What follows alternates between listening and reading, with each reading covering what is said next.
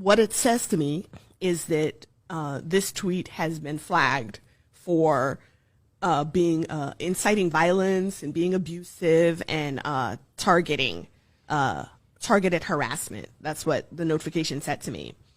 And then it said that, do you want to delete it or do you want to appeal? And I said, appeal. And I wrote down, my reasons for not wanting to delete it, because I did not agree that I was inciting violence, nor was I engaging in targeted harassment. Right. But then while they're processing your appeal, you're locked out of the system. So you can't get on. So so the aftermath, when Black women started to ride for me and start to get attacked themselves, and I didn't see that, because that early I was already out. Right. And I was out for almost a week after. So everything I saw happening on Twitter was secondhand through my partner, Dr. Syria Lang. And she was the one kind of reporting to me what was going on. And, and of course, at this time, I had already had calls from, my administrators and things like that, saying that there would be a response. They didn't tell me what the response would be, but definitely this has come to the point that they've seen it and they're going to have to respond to it. And I said, and I also, at that point explained to them my perspective and where I came from, and what the British monarch had done, and what she represented, and what I was, the truth I was telling, and how I was speaking from not just my pain, but the collective pain of my family and Absolutely. my broader Igbo people. So, I told that to them, and then they said, okay. And that was it. Whatever else I heard from them was when I was hearing it on the news along with everybody else, or Absolutely. when I saw the statement being released, etc. Absolutely. And so I had two more questions, and I want to open it up. Has this experience changed the way, because like you said, you kind of go in, you use Twitter, you kind of almost like prepare, when Yeah. like you said, to teach when you go in there. Has this experience changed the way you're looking at engaging in social media, or do you intend to continue to engage in the way you have? So even in this, my most intense moment on social media, fundamentally, more than I am anything else in this world, more than I am a mother, more than I am a researcher, more than I am a sister, a community member, I am a teacher. And if I'm going to do anything, I'm going to teach. Right. And even in that very intense moment of profound pain and my outburst, my emotional outburst of deep, deep pain, I was teaching. I followed up explaining that there was a genocide against the Biafra people. Right. Right. The who were trying, the Igbo people who were trying to form an independent nation of Biafra. They wanted to be separate from the country that the British Empire had imposed on us, which was this country of Nigeria, where they kind of took a bunch of independent nations who don't have anything to do with each other, don't even speak each other's language, don't relate. Many of them were even enemies and warring at the time, smushed them all together and drew these arbitrary lines around them and called them countries and named those countries. Right. And then said, now y'all get along and do a country for us and be a union for us. And then go through, contentious, bloody independence processes that never really yield any real independence. You're still part of a commonwealth afterwards. True. And you have the eternal meddling in your affairs and the eternal extraction of your resources and the eternal fomenting of divisiveness and infighting in order to be able to control you. This is what an oppressor does, a colonizer does. These are tactics and strategies of dominance. Right. We were subjected to that as a larger unit of Nigeria. And then when the Igbo people said, we want our own thing, let's go and do that, Well, it so happened to be that the territory that this new country of Biafra was going to be in included very, very rich oil reserves. And the British were not going to let go of that. Wow. And the people that they had put in power, you know, their puppet Nigerian governments weren't going to do that either, because they needed it for the Nigerian project. Right. And Britain needed it for its own interests and uses. So Great Britain got directly involved in this civil war and in the war for independence, and decided that they would do everything to make sure that Biafra did not go. Wow. And this everything meant directly funding genocide of the people of Biafra. This is what happened. This is the historical record. I'm not saying anything that's in doubt or in question, right? Yeah. Even when it was happening during this period of 1967 to 1970, the BBC themselves were producing documentaries decrying it, covering all the protests that were happening Wow. in Great Britain. This is recent. Yeah, this is very recent. My sister, for example, is turning 60 this month. And my sister was alive at that time. She was like 5, 6. Right. My other brother was alive at the time, and my second brother was in my mother's belly. She was pregnant during this time, running from village to village to escape the bombs that they were throwing at villagers. So when we tell you that 3 million people, some people have said up to 5 million, 6 million, or some people quote low. So the sort of average agreed upon number that you really cannot contest is about 3 million. When you think of a Holocaust, Right. this is a Holocaust. Absolutely. Now, the Holocaust that we typically were most familiar with is the most famous one against the Jewish people, Yes. where 6 million of them were massacred. Absolutely.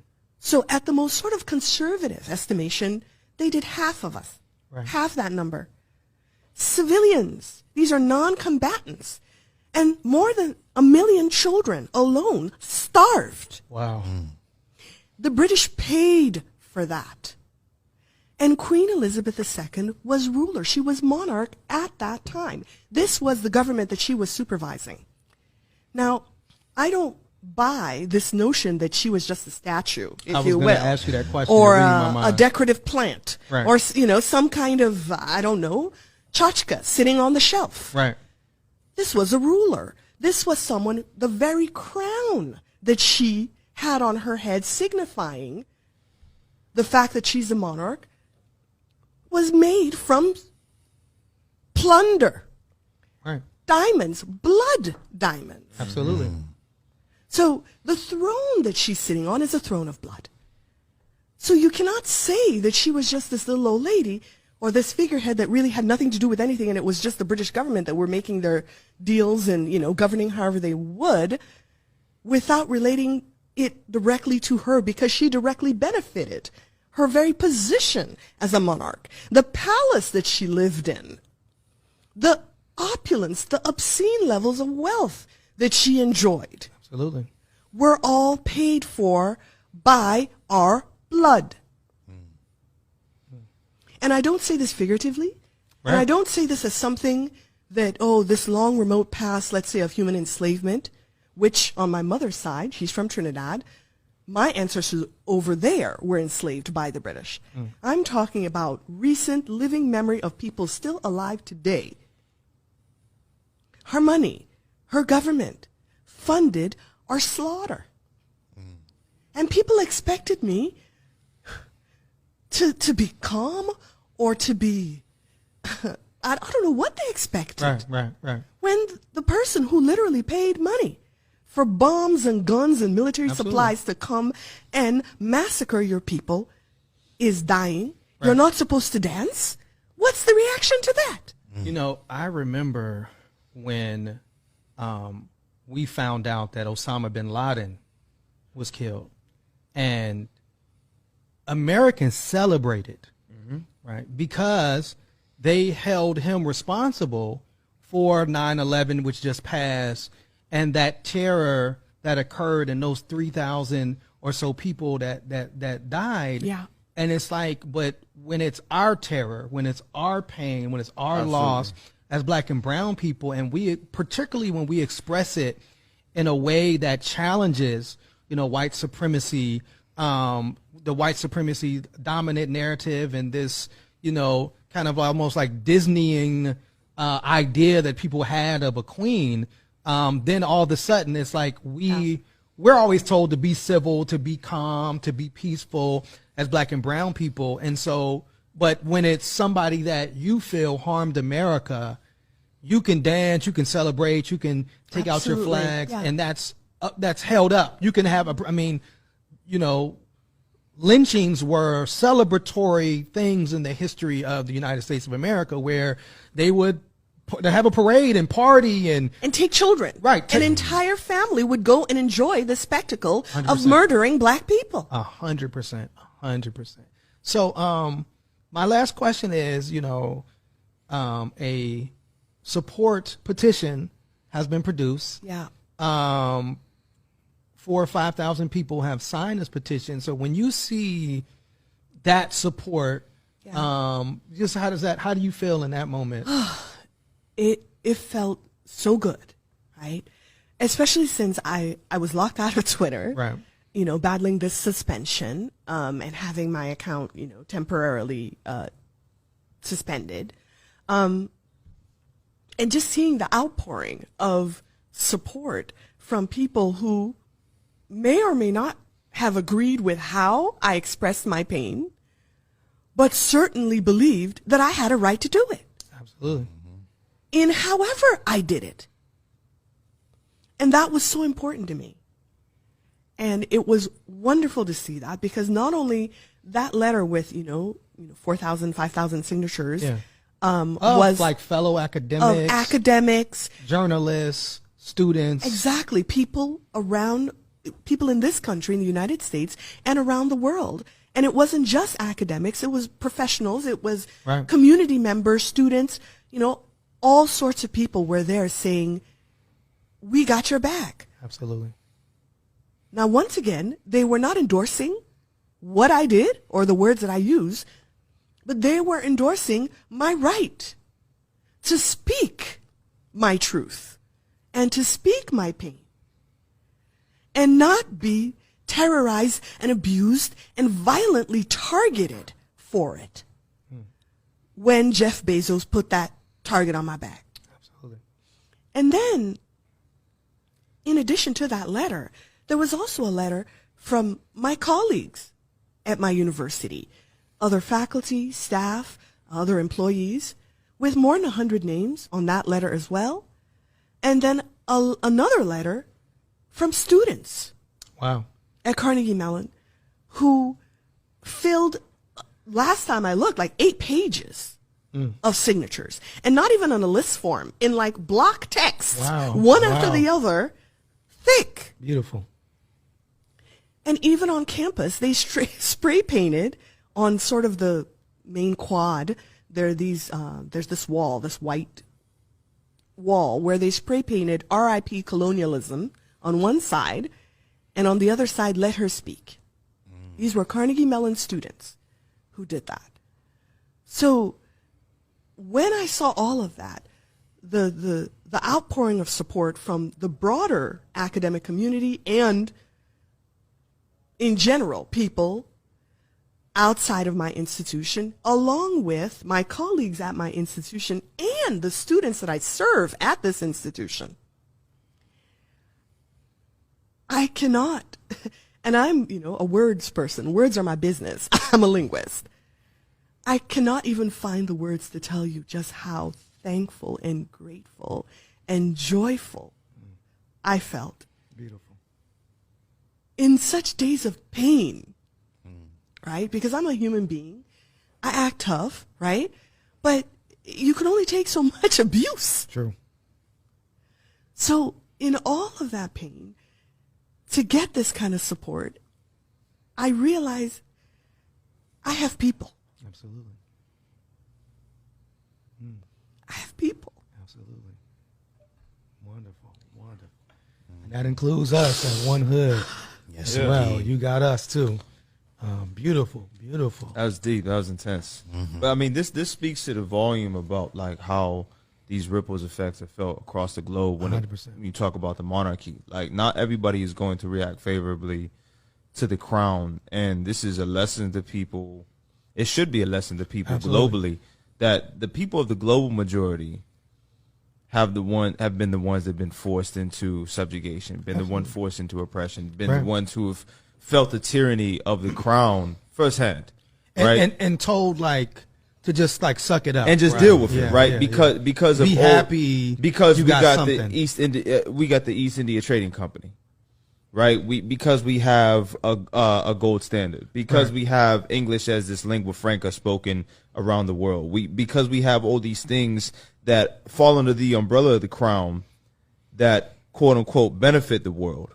We're supposed to be quiet and just accept it because they civilize the savage, right? And these are things that we're supposed to be placated with. And I have to also say that my quarrel is not with the British people. Right. The British people are subject to her rule as well. Yeah, 100%. You know, there is no quarrel with the British people. They are subjects. They don't elect her. This is something that's extrapolated, right? And I have a lot to say about this. Like, I have so much to say about this. In the West, patriotism equals prejudice, right? You look at what people talk about patriotism is in the States. You wave around the flag. That's a symbol of violence for a lot of people. 100%. In England, it's no different. In Canada, it's no different. Like, you wave around the Union Jack, you wave around the maple leaf. Indigenous people suffered at the hands of erecting that flag on soil. Absolutely. Right?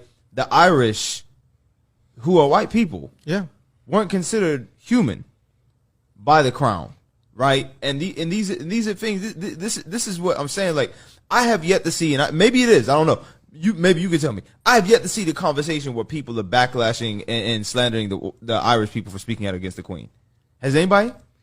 Has it come up online at all? Not. I mean, I think I haven't seen it. I mean, I saw like but I'm not on Irish Twitter. I'm on Black Twitter, so I saw and that's another thing. The response of Black Twitter, and just speaking to what you said, I learned a lot. I didn't know like the word loot is an Indian word. Pajama. Cummerbund, veranda.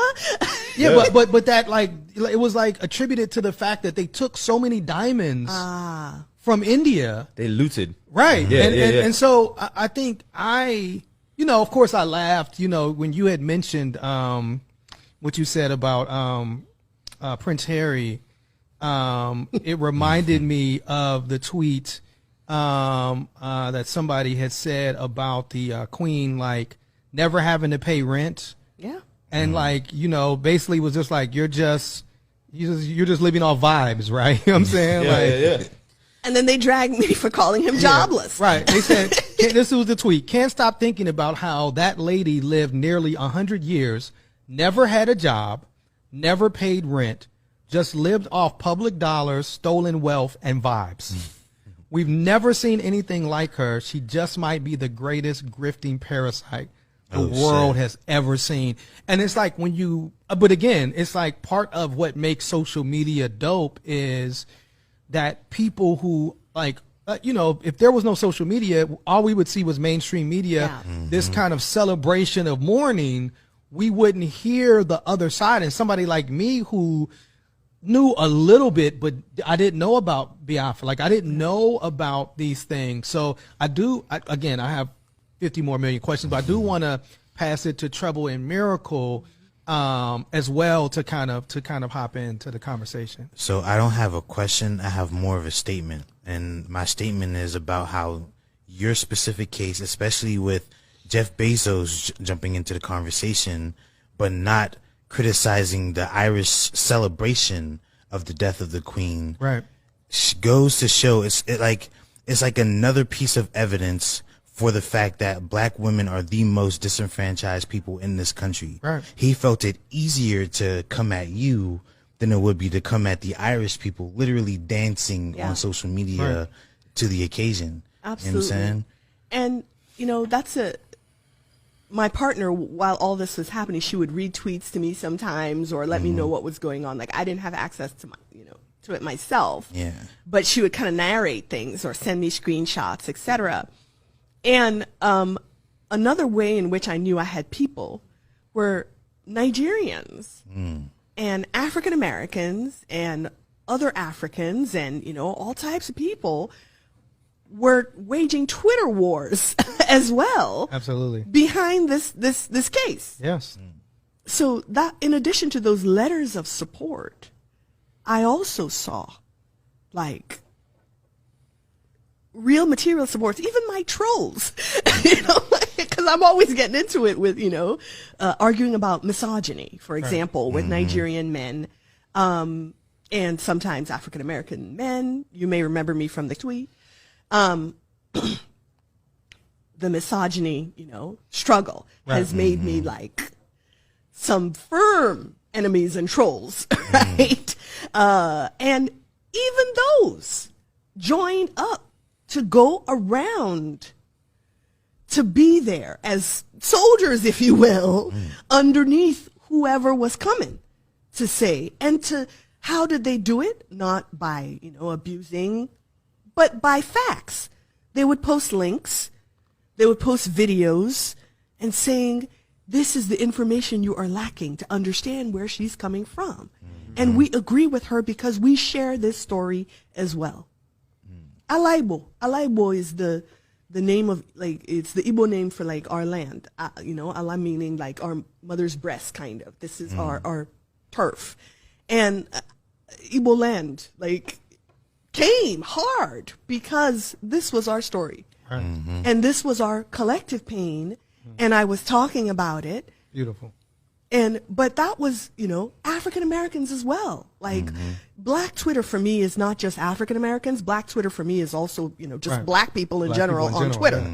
And so the African American subsection of Black Twitter was also, like, riding hard, taking huge hits as well, especially the outspoken Black women, the feminists who came. Right? So I was hearing this, like I wasn't seeing it, but hearing it kind of vicariously and also feeling that there was a lot of support in the letters, but a lot of support sort of in, on ground as well, where these battles were happening on Twitter, on Facebook, and elsewhere. I do find it fascinating that you engage, because I don't think people probably just engage you not knowing that you're a professor of like applied linguistics. But what I wanted to say is, here in Pittsburgh, this was deemed one of the worst cities for Black women to live. And for me, the legacy of the Crown is that statistic is that anti-Black, they globalized anti-Blackness. So when people talk about like why pick these Black women, it's because the Crown helped through media in their campaigns to say like Black people did not matter, whether it's here in America or in the African continent or in the wider diaspora, is that like Black pain, Black people do not matter. Absolutely. And so if you want to build up your brand, you dog out Black people. That's it. I mean, look at how their media treat Meghan, right? Meghan Markle. Absolutely. And the viciousness they reserve for her. And she talks about how the fact that her, her heritage and her appearance as a light-skinned biracial, person, had before shielded her from a lot of this. But she didn't really hit that racism till she encountered the British.